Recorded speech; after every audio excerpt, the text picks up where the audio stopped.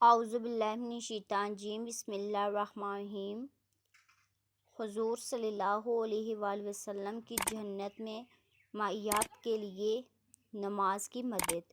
حضرت ربیعہ رضی اللہ تعالیٰ عنہ کہتے ہیں کہ میں نبی کریم صلی اللہ علیہ وآلہ وسلم کی خدمت میں رات گزارتا تھا اور تہجد کے وقت وضو کا پانی اور دوسری ضروریات مثلاً مسواک، مصلی وغیرہ رکھتا تھا۔ ایک مرتبہ حضور اقدس صلی اللہ علیہ وآلہ وسلم نے میری خدمات سے خوش ہو کر فرمایا، مانگ کیا مانگتا ہے؟ انہوں نے عرض کیا، یا رسول اللہ، جنت میں آپ کی رفاقت۔ آپ صلی اللہ علیہ وآلہ وسلم نے فرمایا، اور کچھ؟ کہا، بس یہی چیز مطلوب ہے۔ آپ صلی اللہ علیہ وآلہ وسلم نے فرمایا، اچھا میری مدد کیجیے سجدوں کی کثرت سے۔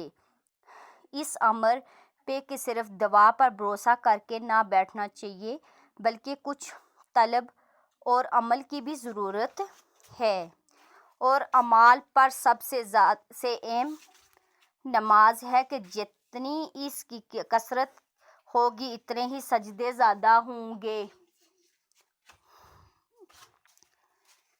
جو لوگ اس سہارے پر بیٹھے رہتے ہیں کہ فلاں پر فلاں بزرگ سے دعا کروائیں گے، سخت دعا ہے۔ اللہ تعالیٰ نے اس دنیا کو اسباب کے ساتھ چلایا ہے، اگرچہ بے اسباب ہر چیز پر قدرت ہے، اور قدرت کے اظہار کے واسطے کبھی ایسا بھی کر دیتے ہیں، لیکن عام عادت یہی ہے کہ دنیا کے کاروبار اسباب سے لگا رکھے ہیں۔ حیرت ہے کہ ہم لوگ دنیا کے کاموں میں تو تقدیر اور صرف دعا پر بھروسہ کر کے کبھی نہیں بیٹھتے، 50 طرح کی کوشش کرتے ہیں، مگر دین کے کاموں میں تقدیر اور دعا بیچ میں آ جاتی ہے۔ اس میں شک نہیں ہے کہ اللہ والوں کی دعا نہایت اہم ہے، مگر حضور صلی اللہ علیہ وآلہ وسلم نے یہ بھی ارشاد فرمایا کہ سجدوں کی کثرت سے میری دعا کی مدد کرو۔